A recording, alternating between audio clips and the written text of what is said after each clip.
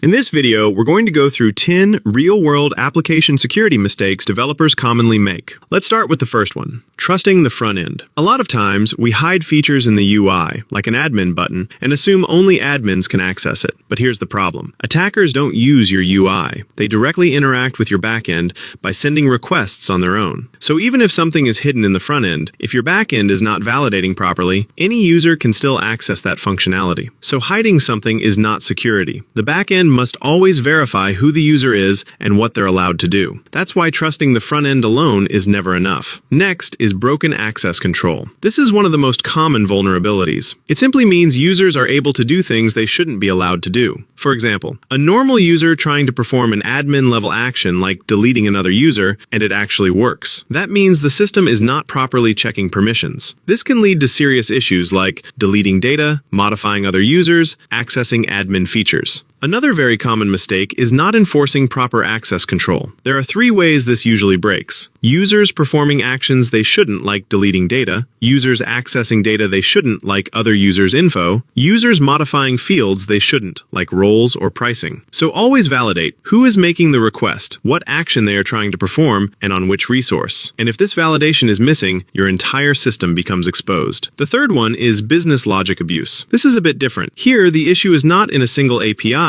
but in the overall flow of the application. Every app has a process. For example, think about a typical e-commerce website. First, you add items to your cart, then you make the payment, and only after that, you receive rewards. Now imagine someone skips the payment step and directly tries to claim the reward. If your system allows that, they get benefits without completing the process. So technically everything works, but the flow is broken. You need to validate the entire user journey, not just individual APIs, because if the flow breaks, the system can still be abused. Next is trusting external APIs. Modern applications depend heavily on external services like payments, authentication, and data providers. And because of that, developers often start trusting these services completely, but that's where the mistake happens. For example, imagine your app depends on an external authentication service. If you simply trust its response without verifying it on your side, and that service gets compromised, your system is also at risk, because now attackers can send fake responses or tokens, and your application might accept them as valid. So even when using external services, you should never blindly trust them. Always validate responses and have your own security checks in place, because your security should never fully depend on someone else. Now let's talk about SSRF, server-side request forgery. This happens when your server makes requests based on user input. For example, you build a feature where a user provides a link and your server fetches data from it. If you don't validate that input, an attacker can provide internal server addresses, admin endpoints, or sensitive internal services. Instead of a normal website, they might give something like your own internal admin system. Now your server is calling its own private services, or even worse, cloud metadata endpoints. So in simple terms, you're letting the user control what your server can access, and that's dangerous. And that's exactly why input to server-side requests must always be restricted. Next is security misconfiguration. This is not about coding mistakes, but about setup issues. Some common examples: default usernames and passwords not changed, debug mode enabled in production, old or outdated software, unnecessary services left running. Individually, these may look small, but together they create serious vulnerabilities. This is like installing a security system and leaving the door open. So always make sure your environment is secure, not just your code, because even a secure application can fail in an insecure environment. Next is no API inventory. This means you don't have a clear record of all the APIs in your system. Over time, new APIs get added, old ones are not removed, test APIs might go live. Now imagine one old API that has no rate limiting. That's all attackers need. Or one old API that has no proper security. That becomes an easy entry point. If you don't know what APIs exist, you can't secure them. So always maintain a proper inventory of your APIs, because unknown APIs are often the easiest way in for attackers.